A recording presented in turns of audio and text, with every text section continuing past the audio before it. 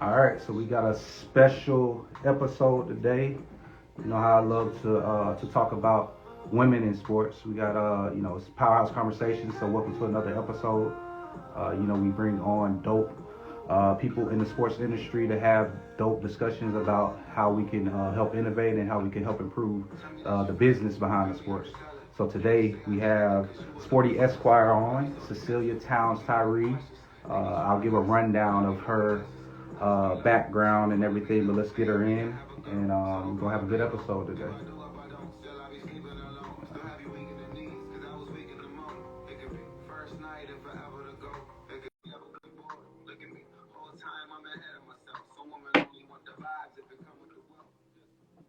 Get in. Y'all make sure y'all send it out to people.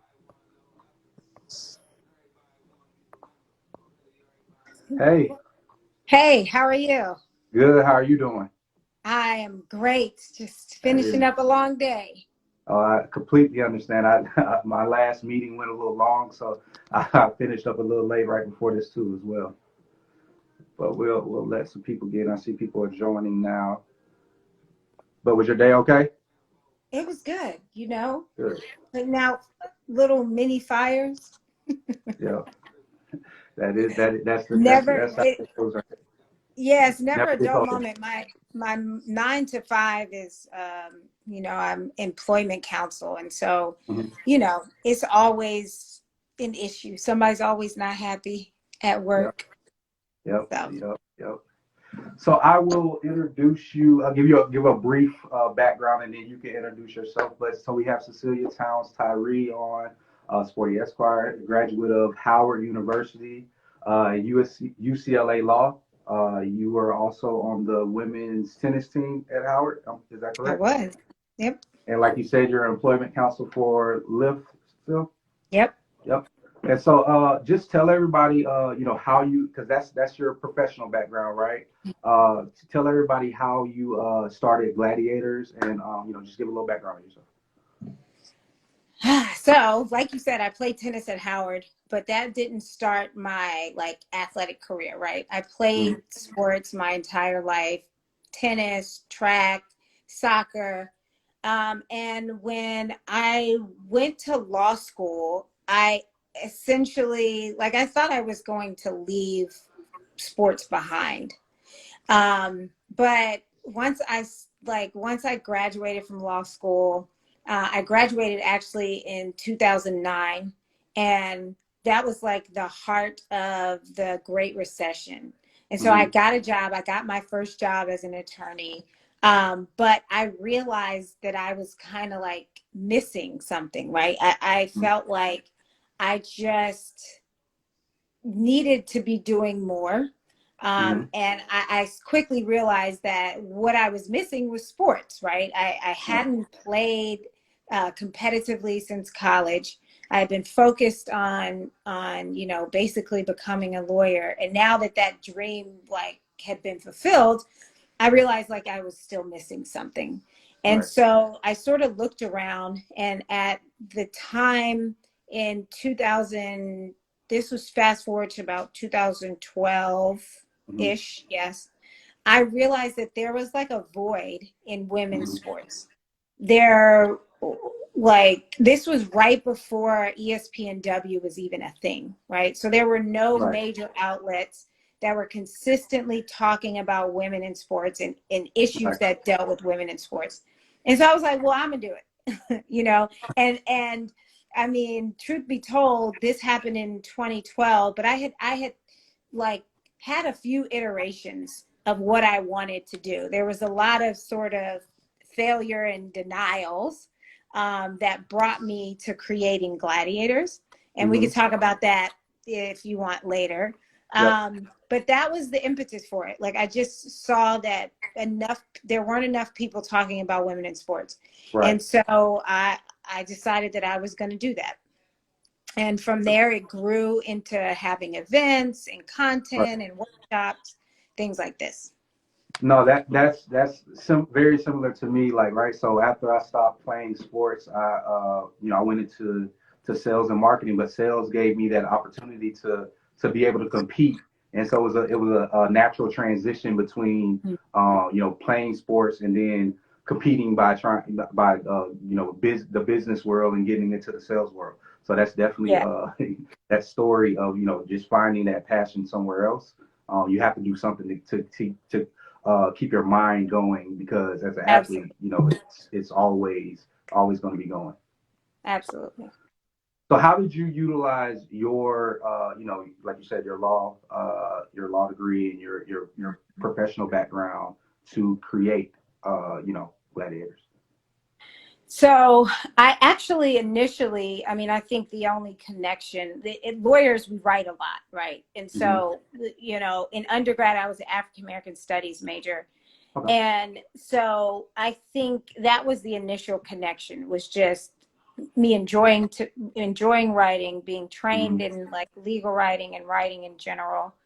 But it soon turned into, as Gladiators grew, I decided, actually, I want to do more than just write for the blog. I think I want to write for other publications. Hmm. And I knew, though, at that time that I needed to create like a niche sort of writing market for me.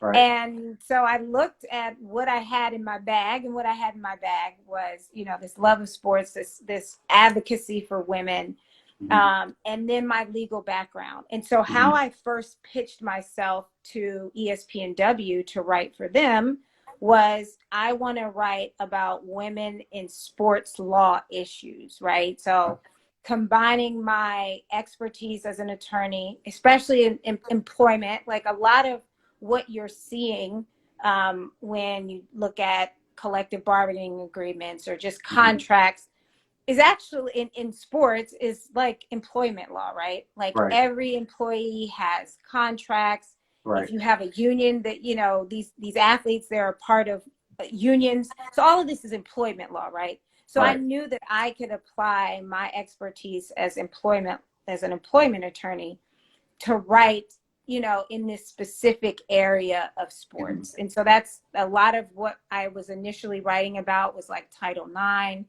Hmm. was like the WNBA's CBA, um, issues with harassment and assault in Hmm. sports. So that was how I initially made like the connection. And then I think the other way I used the law for Gladiators was basically in helping to establish like some validity to our brand. When Hmm. we would go to companies and try to pitch, like, let us bring this workshop to you, Right. or, let us host this event here. The fact that I was an attorney, I think Right. absolutely helped them feel Right. like, okay, this girl's legit. Like, she's not Right. out here just talking talking reckless. Right. So yeah, I wouldn't say that it was like a direct correlation, but more Hmm. of like, all right, let me try to bring my whole self to the table, Right. Right. and sort of form a brand around that. Right. So utilizing that as leverage, and then just using that validity to get into different rooms that you may not have gotten to before. Absolutely. And that's what I tell people all the time. Like, use everything you have. Like, Yep. it might not make sense, Right. but I feel like sort of every aspect of our journey Hmm. is like, it has a purpose. Right. Uh, so I always encourage people to, yeah, look at your whole toolbox. Yeah. Like it's all Bring your it's all whole part of your toolbox tool to the belt. table. Absolutely. Yep. Because everything that you do, even when you think, even jobs that you think that you hated, if you were there, then you can take something from it. Even if you hated it, you're Absolutely. gonna take something and you can utilize it along your journey in a later point in life. So I definitely Definitely. agree with that. Yeah. So how did you come up with the name Gladiators? Because I think it's an amazing play on on the word. So how did you come up with that? Thank you. Thank you. I mean, I literally was just trying to develop something that was both like strong and feminine, right? Like, I Hmm. didn't want the site to be like this place that tried to turn female athletes or women into sports into Mm-hmm. men, right? Like it wasn't, Right. it was just about like strong women. Right. And I was like, well, what is a word that encapsulates strong women? And I didn't really feel like I knew of one. Maybe there is one. But I was like, yeah, like we'll call it gladiators. So I think it was just, yeah, just me like sitting and being creative, really. Right. No, I love it. I love it. And so when you started out early, when you were getting, when you were going and doing these workshops, what kind of feedback were you getting? I mean, I got so actually the workshops initially started for student athletes. So Okay. backing up, I was telling you how, gladiators actually came later in the game. Uh, One thing that I did that I actually did find success with that I eventually just merged with gladiators was beyond the game. And we provided workshops for student athletes. And the workshops were designed to take them beyond the game, whatever sport Mm-hmm. that they played. So Right. like financial literacy, personal development, leadership development, those kinds of things. And we actually got really great feedback. But the problem was, we were pitching these workshops to schools who always would say, we ain't got the money.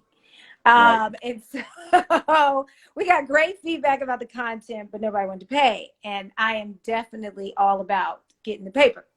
Right. So what I ended up doing was essentially merging the idea of beyond the game with gladiators, and we Mm-hmm. started tailoring the workshops for female athletes, for women in sports.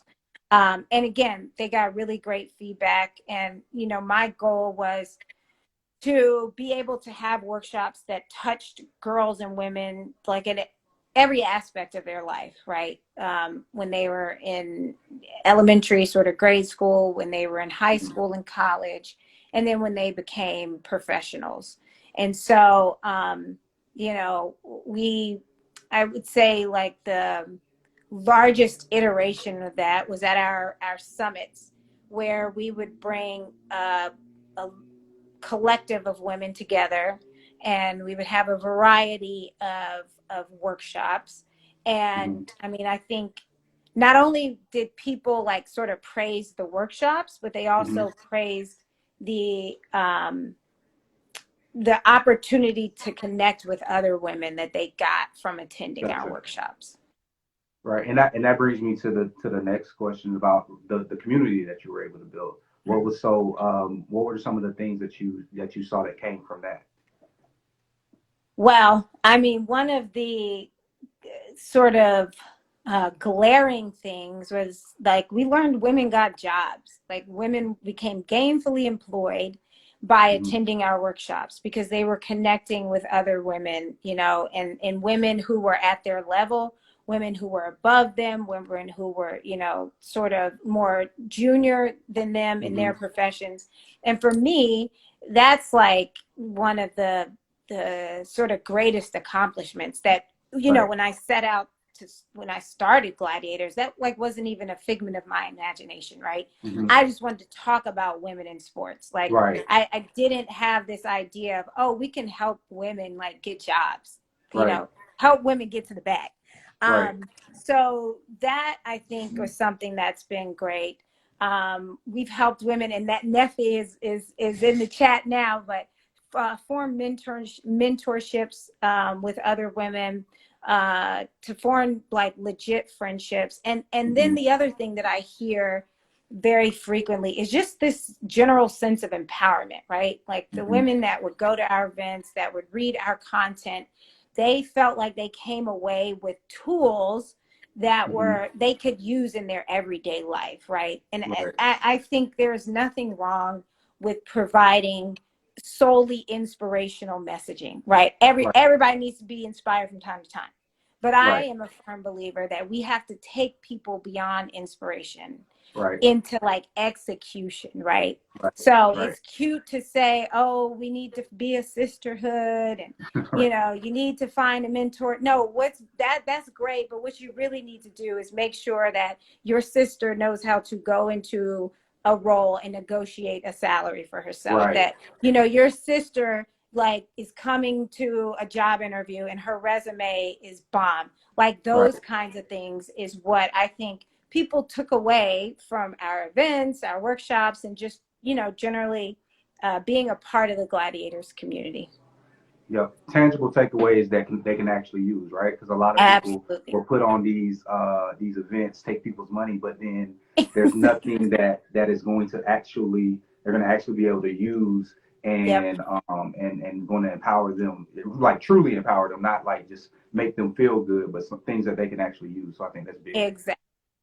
Yeah. And so, and when you think about the things that people talk about with women in sports, they usually like, I think you bring up a good point because it's usually like, okay, well, you're seeing the people that are playing, but to your point, there's people that need to be employed that power these businesses, right?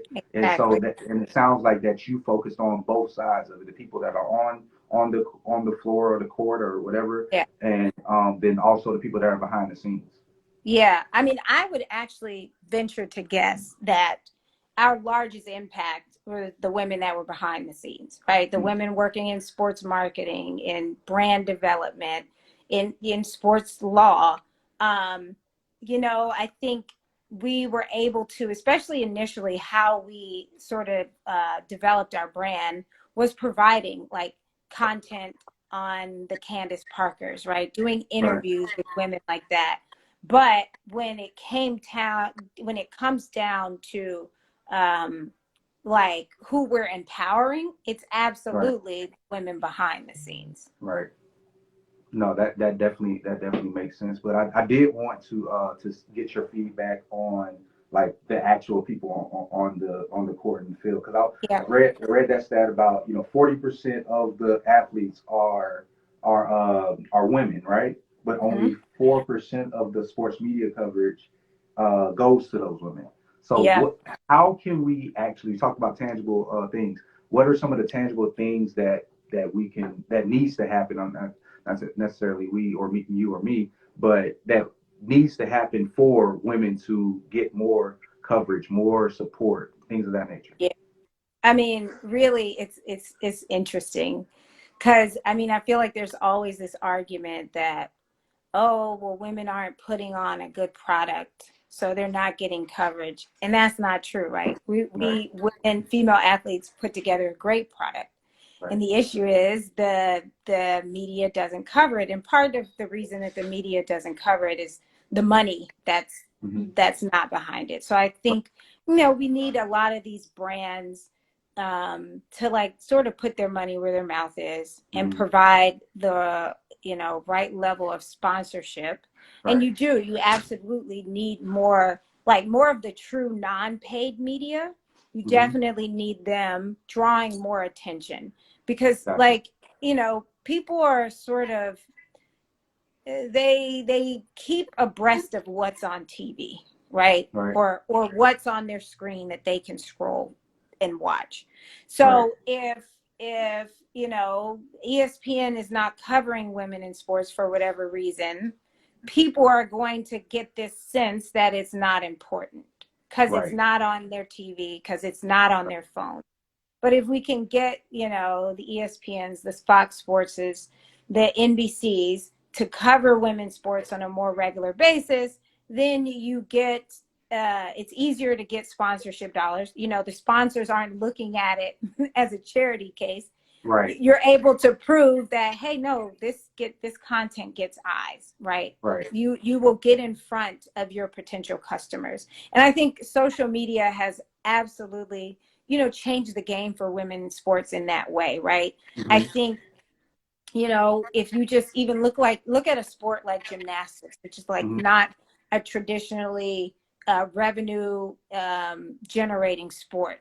When Mm-hmm. you look at the amount of followers that gymnasts, for example, have been able to amass on their personal social media Mm-hmm. presence or pages, like that's like this level of proof in the pudding for Right, brands, for media, that like people do care. Whereas, right, 10 years ago, that didn't exist as an outlet for women. Like right, women were absolutely like sort of beholden to the ESPNs, to what they were going to put on TV. And so Right. now I think as women, you know, I think it's multiple fold, you know, female athletes, women in sports continue to develop their own personal brands, Mm-hmm. show what they're doing, um, as a way to prove that the product that they're producing is worth the dollars and worth the eyes. And then you get brands and the media to like put their money where their mouth is, because they say they Right. care, but you know they need to start showing it Right. fiscally. And I think that's a good point. Like even go back to I can't remember her name, but she was in the NCAA tournament and she went got on social media and she talked Mhm. about the lack of funding and the lack of money that they put behind it, and she showed the Absolutely, condition. And absolutely. so even from last year to this year, they were able to get more resources, more things that were going to help them out. And I think that's big with them being able to use their social media platform to get that type of recognition, to get those eyes on them. And I also think Yeah, that and I like mean to just to with the go ahead. oh, sorry. Yeah, I was just gonna say, to Is there a last piggyback no, off go of ahead. that. I mean, I think okay. I think you know what you're touching on is how savvy the female athlete is now, right? Like female athletes are much more they are in tune with a number of things, with their rights. They are in tune with the power of their brands. And so, you know, that gives them this sort of next level ability to advocate for themselves and to Right. say, like, we know what we deserve, and we're not going to sit by and continue to get less than we deserve. Yep. No, and I think that's huge to getting them where they need to be, because like you said, the where the eyes are and where the attention is, that's where the dollars are going to go. So That's that right. them continuing to utilize those social media platforms, to utilize the TikToks, the Instagrams, and things of that That's nature, right. which women are, especially young women. I have three daughters, so especially young women, they do a great job of getting on these social media platforms and showing their personality, showing people who they are, and that's going to just continue to grow. Absolutely. I did an article. This was a while ago, like right when the NCAA, you know, decided they were going to allow athletes to use their name, image, and likeness, right? And one of the points that I was making was that, like, this is going to do so much for women's sports, Yeah. right? I think, you know, like if we go back to the gymnastics example, right? Where a sport where typically, you know, sponsors aren't dumping the kind of money that they're dumping in basketball into, you know, gymnastics. But there were, and I can't, her name is escaping me right now, but there was like this gymnast from UCLA, and like she was popping, and she had like I think maybe close to 1 million followers, and for somebody like her, there wasn't necessarily a career for her to develop, a way for her to earn money Hmm. as a gymnast, like, but for NIL, right? Right. Whereas for the men's basketball, like it was for a lot of them, you know, they had a lot of avenues to go Right. play professionally, right? And make a really nice living for themselves. Hmm. And so I just think you didn't ask about this, but I think that NIL, you know, just has the power to really be impactful for female collegiate athletes in a way that I don't want to say it's not impactful for men. I think that was a given, right? I Right. don't I'm saying that I don't think people really thought about the significant Right. impact that NIL could have on women and women in Right. sports. No, no, you're good, because that was in my notes to ask you about NIL. Okay. So, but that's a good segue, because with NIL, I know a lot of people think about, like you said, how it can impact the men, but the women, like you said, they previously they went through their whole 4 years, even Mm-hmm. if it's not just a big money maker, but Mm-hmm. they are making money off of Yep. them. Schools are making money, and they were not able to capitalize off of it or make any type of money. That's And right. then they would just be their career was over, and then they would go into the workforce, right? That's right. Now we have they have an avenue where they can make money, be a quote unquote entrepreneur, That's make right. money off of their brands, which they are going to be great at building their brands. So Yep. then they're able to build those brands and capitalize off of it. And then they also, the thing about it, they can't work, right, while they're a student athlete, but Hmm. now they can make money and then leverage what they have done to go and get in a career because they can show exactly what they've been able to amass, and they have some analytics, they have some data that shows, hey, this is what I bring to the table, this is what I was able to do, and now Yep. I can do something after sports. Absolutely. Yep. Absolutely. So no, I think that's huge. But how do you see it impacting maybe sponsorships for the actual programs? Yeah, I mean, I don't think I certainly don't think it's going to impact them in a negative way, right? I Hmm. mean, I think that it can probably offer the opportunity for schools to maybe diversify some of Hmm. their sponsorship. Especially in women's sports, I've always been an advocate of having like female athletes.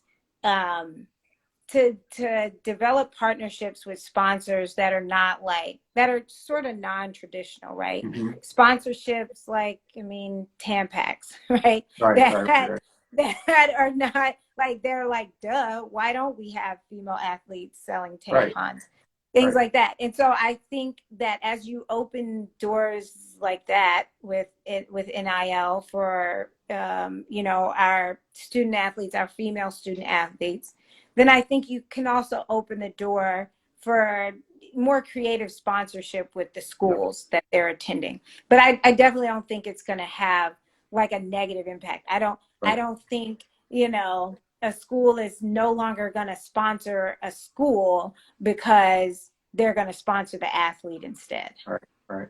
No, but that brings up a good point because, like you said, being creative behind those, they probably previously weren't putting any dollars into marketing through athletics, right? But now there's going to be these college athletes that it just makes sense to you Absolutely. to partner with them Yeah. to sell their products. So I think that's definitely something that we should be on the lookout for and see in the future. Yeah, I mean, all of these kids are plugged into social media, right? Whether they're athletes or not.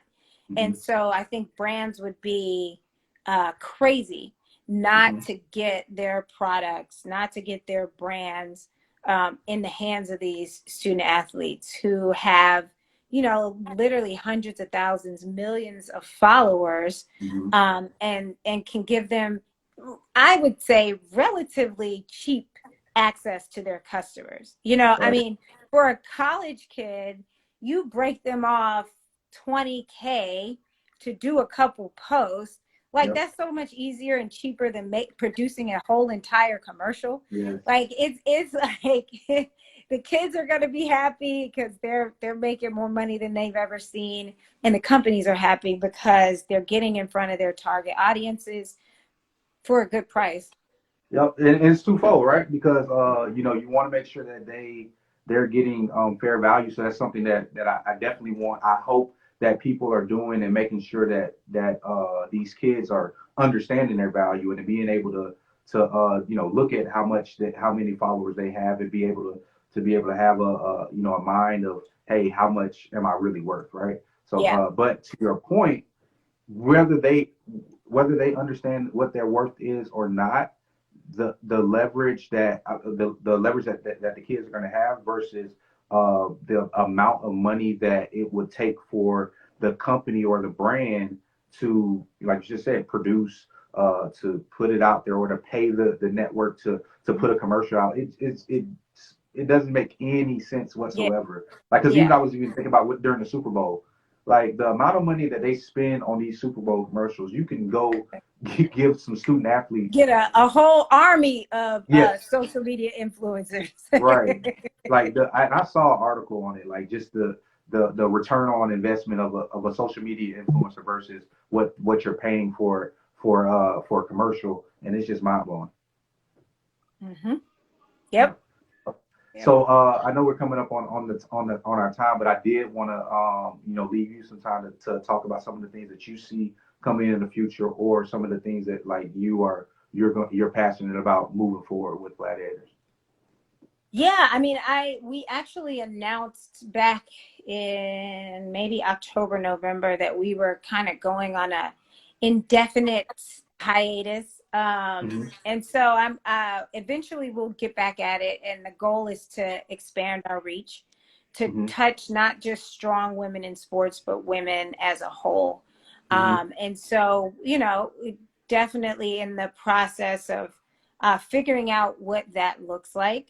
Right. But in the meantime, I, am working on being a dope in-house counsel, Right. and actually, for me personally, being able to mentor young women Right. and especially women of color in the legal field, like Hmm. that's super important to me, and that's what I've been kind of focusing on. Um, but yeah, again, I'm trying to figure out ways to just continue to use all the tools in my toolbox, Right. right? To impact as many people as possible. And so, yeah, when Gladiators comes back with events and comes back with content, yeah, it'll be going beyond women in sports. That's the plan. Gotcha, gotcha. So what advice would you give to that young girl who's looking to make a name for herself in the field, In sports, in or just in her in career general. in general? In Yeah, I general. mean, I think we've said it multiple times, is using the tools in your tool bag. Like nobody is you, Hmm. and people have heard this 1,000 times, and that's your superpower, right? So Right. whatever industry you find yourself in, I think you have to stay true to yourself, and that is how you leave your mark. If you use your talents, your gifts, your creativity as sort of your north star, and Mm. you're constantly following that, staying true to yourself in the pursuit of whatever endeavor you find yourself in, I think you're going to have the kind of impact, and probably a greater impact than you even like thought you could have, but Right. you'll have some amazing impact. So I would say that, and to network your butt off. And I don't Yeah. mean network by just like going to meetings and handing out your little business card and then never talking to nobody again. I mean making genuine connections with Yep. people, because that is how you get jobs. That's how you get opportunities. That's how you're able to help the next woman or the next Right. guy. So yeah, stay true to yourself and network your butt off. Can we touch on that? I know we're up on our time, Yeah, but yeah, I definitely think that's important because you talked about like how it goes beyond I meet you, hand out the business card, and it ends there. yeah. I think that's what a lot of people think networking is, but Yep. I've learned throughout my career in general, like it's the after that that matters, the follow up, and that's like I learned that Absolutely. in sales as well. Like just the follow up is what's golden. Yeah. I mean, it's networking is not like this transactional, you give me your card, I give you your card. And then 10 years later, I remember that we met at that one happy hour and I'm going to help you out. No, it is forming genuine bonds. So it's so funny because my husband and I were just talking about this, and he like works in sports as well. And he was talking about, he's a VP, and we were talking about this concept of like more junior level people just reaching out to VPs and like seeing where it gets him. And he was like, so many people like fail to do that. And he's like there's a lot of VPs, there's a lot of executives that want to help people, and but the more junior level people are like, I guess maybe a little gun shy about Hmm. reaching out. Hmm. And so like reach out to people that you meet, reach out to people that you think cannot necessarily help you, but learn from you, that you think it would be a good connection to have, and then work on building that connection, Yep. right? Yep. Talk about commonalities, learn about that person. Yep. Um, and form a, like, just like you would make a friend, right? Like when Right. you were in school at the playground, you didn't be like, oh, what's your name? Johnny, what's your name? Sarah. And then that was it. Right. No, y'all kept talking. Like Right. y'all became friends. So Right. like that's how networking should work, right? You Right. become somebody's mentor, you become someone's associate by getting to know them, forming a relationship, and then when it's time to bring up somebody's name when they're not in the room, it's Right. so much easier to do that Right. because you know that person. And a big thing with that is you talked about like just mentors and finding mentors, right? So I think the big thing is that you have to understand the value that you bring, right? You have to Absolutely. understand about like you can't you if you're just reaching out and you don't really understand, you don't have anything to offer, or you don't have at least something perceived that you can, okay, this is what I'm good at, this is how I can help, and then you tell them what you need from the relationship, because the relationship is going to be a two-way street, but you have to Right. bring something to the table for them to be able to want to. You like you said, you build that relationship, you build that rapport, and then they start talking about you in rooms that you're not in, and that's Exactly. really big. Yep. Yeah. So again, thank you. I definitely wanted to end off on that note, but I appreciate you coming on. I really enjoyed the Absolutely. conversation. Definitely want to hear more about what you have coming in the future. If you need anything from me or any way I can help, I definitely want to stay in touch. I Same appreciate here. it. Yeah, thank you so much for having me. Y'all don't know, this was like months and months in the coming. Like I canceled on this man so many times. I'm so sorry, but I'm so thankful for the opportunity. And honestly, anything that I can do, that Gladiators can do, please don't hesitate to let me know. Will do. You have a good day. All right, you too.